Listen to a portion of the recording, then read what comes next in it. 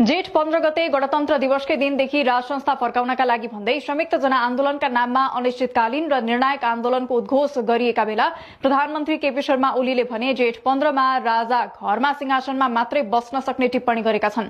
राजावादी अभियानमा सक्रिय रहेका प्राध्यापक डाक्टर जगमान गुरुङले जेठ 15 मा राजा फर्काउँदै भन्दै दिएको अभिव्यक्तितर्फ लक्षित गर्दै प्रधानमन्त्रीले जेठ 15 मा राजालाई घरमै सिंहासन बनाएर राख्न सुझाव दिएका छन्। राष्ट्रिय युवा संघ नेपालको 10औं महाधिवेशनको उद्घाटन सत्रमा प्रधानमन्त्री ओलीले देशमा राज सिंहासन गइसकेकाले त्यसको कल्पना नगर्न सुझाव दिए। यो 15 गते राजालाई सिंहासनमा राख्छन्, अरे सिंहासन बनाएर राख, देशको राज सिंहासन भनेको गयो गइसक्यो, अब देशको राज सिंहासनको कल्पना गर्ने कस्तो दिमाग होला, उनले भनेका छन्। राजतन्त्र आउने नदेखेरै उनीहरूले मिति सारेको र जेठ 15 गते अर्को मिति तोक्ने बताए। 15 गते ल्याउने रे कस्ता सपना देख्छन् उनीहरू। जेठ 15 गते पछि अरू 15 गते भन्छन् फेरि। अस्ति नै वैशाख 11 गते ल्याउँछौ भने वैशाख 11 गते युवाहरूले महोत्सव आयोजना गरे। राजाले घुँडा टेकेको दिन वैशाख 11 गते, जनताका बलजफ्ती असंवैधानिक तरिकाले खोसिएका अधिकार फिर्ता लिएको दिन, संविधानमा बस्छु भनेर संसद पुनर्स्थापना गरेर कायलनामा गरेको दिनलाई युवाहरूले उत्सवको रूपमा मनाए अनि उनीहरूले जेठ 15 गते सारे, प्रधानमन्त्री ओलीले भने।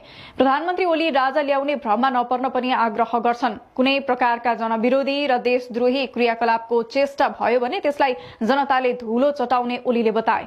ओलीले जनताको कुण्डलीमा राजतन्त्र फर्कने कुनै भविष्यवाणी नभएकाले त्यस्तो गलत सपना नदेख्न पनि आग्रह गरे। केही दिन अघि राप्रपाका अध्यक्ष राजेन्द्र लिङदेनले राजा फर्काउने दावी गर्दै प्रधानमन्त्रीलाई भाग्न हेलिकप्टरको सुविधा दिन बताएका थिए। प्रधानमन्त्री ओलीले संसदमा आफूहरू बुढो भइसकेकाले अब आफूहरू भाग्न नसक्ने, बरु लिङदेनहरू जस्तो जवान भाग्न सक्ने भन्दै दिएको अभिव्यक्तिलाई लिएर राप्रपा अध्यक्ष लिङदेनले भाग्नका लागि प्रधानमन्त्रीलाई हेलिकप्टरको सुविधा दिने टिप्पणी गरेका हुन्। राज संस्था र हिन्दू राष्ट्र पुनर्स्थापनाका लागि गणतन्त्र दिवसको दिनदेखि शुरू गर्ने आन्दोलन निर्णायक हुने भन्दै लिङदेनले प्रधानमन्त्रीलाई भाग्न बाध्य पार्ने गरी आन्दोलन चर्काउने बताएका थिए। अस्ति प्रधानमन्त्रीले संसदमा भन्नुभयो, अब उमेरको हिसाबले पनि भाग्न सकिँदैन, भाग त भन्नु भएन नि हो। काठमाडौँमा मंगलबार आयोजित एक कार्यक्रममा लिङदेनले भने भाग्न सकिन्न भने पनि सम्झौता नगर्ने हो भने उहाँहरूलाई हेलिकप्टरबाट जाने मौका दिनुपर्छ, हामीले हेलिकप्टरको सुविधा प्रयोग गर्न छुट दिने, त्यसरी हामीले हाम्रो आन्दोलन अगाडि लाने हो, उनले जोड दिँदै भने। लाने हो, यसपालि टुङ्ग्याएर छोड्ने हो, त्यही हिसाबले हाम्रो मेहनत बढाउँ। प्रधानमन्त्रीले भन्नु अब उमेरको हिसाबले पनि भाग्न सकिँदैन,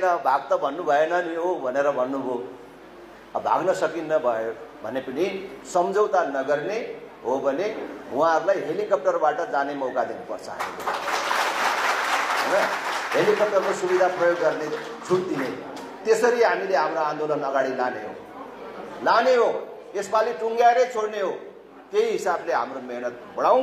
त्यसको जवाफ फर्काउँदै